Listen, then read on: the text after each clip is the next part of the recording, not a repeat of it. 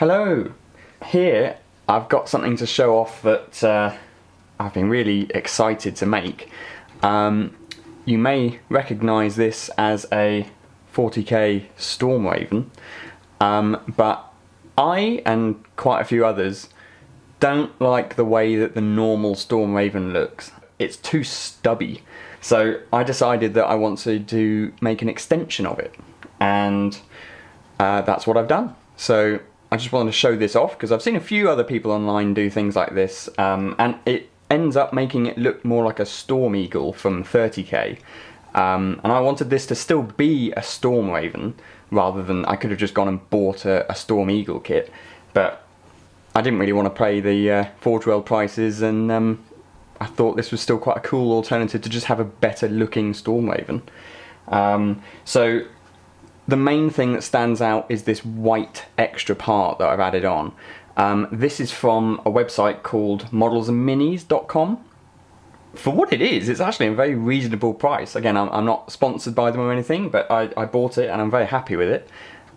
I'll start from the front with what I've done. I am going to paint the little guy, the little Tech Marine. So I have left that open, and I've actually made him removable.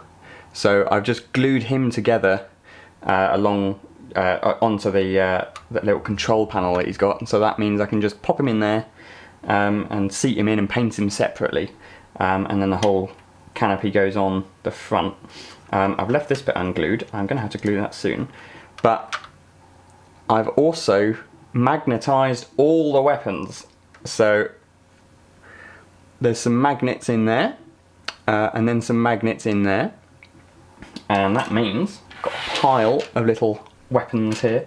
That means I can now actually pop on all of the melters if I want to. There we go, and leaving it unglued means that I can actually turn the thing.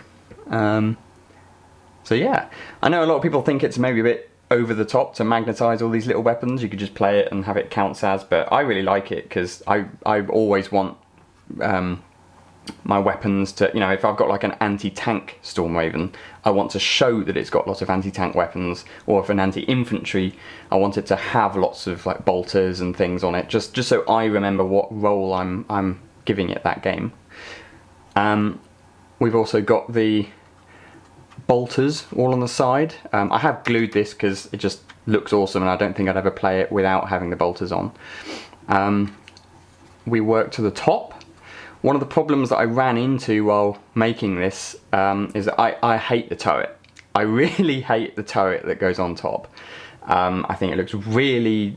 it doesn't help that it makes the front look really bulbous when it's such normally a stubby aircraft.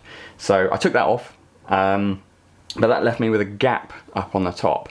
And luckily, I have a spare piece from a Chorus Black Star, because I glued the missile on that would go on the top of a Corvus Black Star, so it gave me the spare piece, which is this.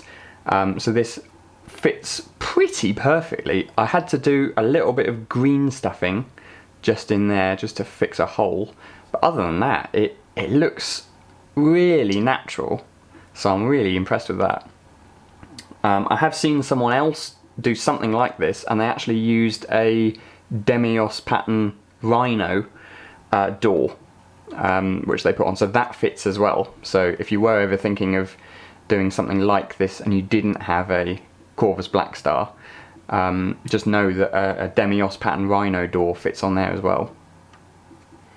Moving towards the back, I have actually more magnets. I've done more magnetising here, so all of the weapons that would normally go on the turret I've popped a magnet in, and I've put a little magnet just underneath the wing. So now that means I can actually attach those, or I can take both of them off and give them the storm bolter, or no, sorry, not storm bolter, but the assault cannon.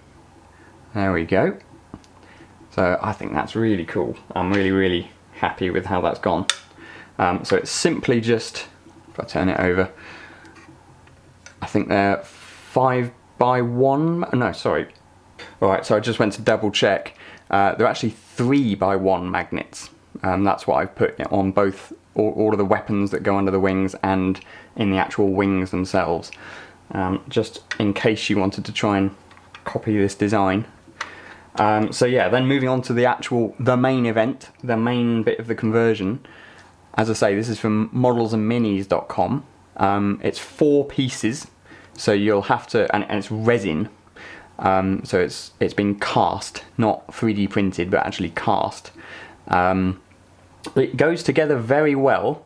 I did have a slight problem with just aligning everything, but again, I just had to file some bits down and then that was it. So it did actually go together very well. I did have to just add a bit of green stuff to the back just to make sure that it actually didn't have any gaps and things. But other than that, really impressed. There's so much greebling going on up here, so you know, it looks really detailed. The back works just as it did. Everything works on here, like the door. Really happy with how it looks. I think it looks so much cooler than the stubby aircraft it used to be. I did also add some little landing lights on the back. I have no idea what kit they came from. I just found them in my spare bits box, but I just thought it added a bit to the back and helped sell this idea of like landing lights when the dropship's coming down, that you know troops would be able to run towards the light that's being cast from it.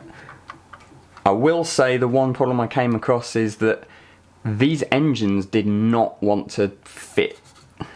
they even now they're actually a little bit sort of like spread out, but a little bit filing down the engines and the actual body itself, I was able to just slot them in, so they went in okay.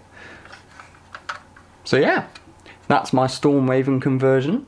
I'm going to paint it up and hopefully I'll bring you another video where it's all put together and painted, and yeah, hope you enjoyed. Thank you very much for watching. Take care.